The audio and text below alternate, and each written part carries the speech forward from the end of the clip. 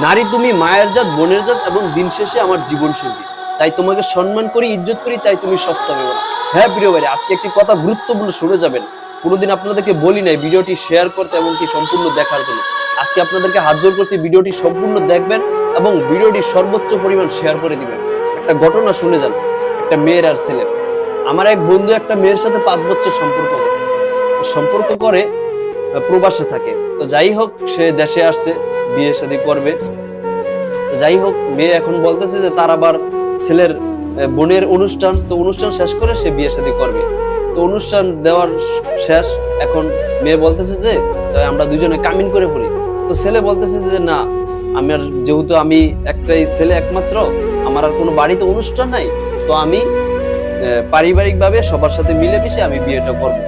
তো যাই হোক, এরকম চলতেছে কথাবার্তা হওয়ার পরে, যাই হোক ঘটনাক্রমে একদিন তো বলতেছে যে তাহলে তুমি দেশে আসো। মেয়ের আবার বলে থাকি, মেয়ের আবার বাপ নাই, মেয়ে মা গার্মেন্টস করে মেয়েকে বড় করছে, ঠিক আছে, ঢাকায় থাকে। তো যাই হোক, দেশে আসছে, দেশে কোনো আত্মীয় স্বজন নাই, তো কোনো ক্রমে এক আত্মীয়র বাসায় আসছে। তো আসার পরে আমার বন্ধু তার বোন জামাই এবং কি বোনকে নিয়ে ওই মেয়েকে দেখতে গেছে তাদের বাসায়। তো দেখতে গেছে, দেখা টেকে আসার পথে যেই বাড়িতে মেয়ে উঠছে, ওই বাড়ির এই ছেলে আবার বিয়ে করার জন্য মেয়ে খুঁজতেছে। কিন্তু কমপক্ষে সে 30টা মেয়ে দেখছে, কিন্তু মেয়ে সে মিলাইতে পারতেছে না। মেয়ের পছন্দ হয় না, বা কোনো ক্রমে ঘটনা, বিয়ে শাদী সব ঠিক হয়ে গেল, বিয়ে ভেঙে যাইতেছে। তো যাই হোক, এরকম ঘটনা চলতেছে।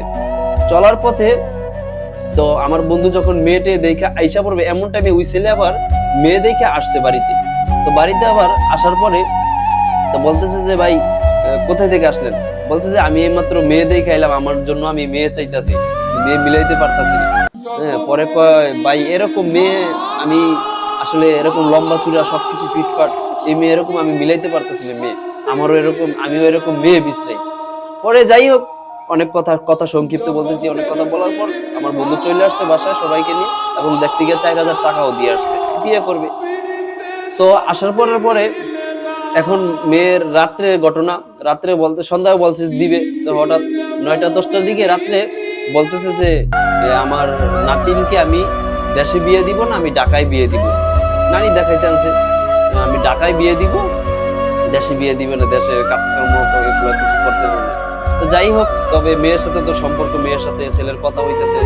তো ছেলে মেয়ের সাথে কথা হইতেছে, মেয়ে বলতেছে যে যদি আমার ফ্যামিলি না দেয়, আমি তোমার কাছে প্রয়োজনে পালায় আইসা বলবো, আমার প্রয়োজনে আমি পালায় আইসা বলবো তোমার কাছে, তুমি টেনশন করো না।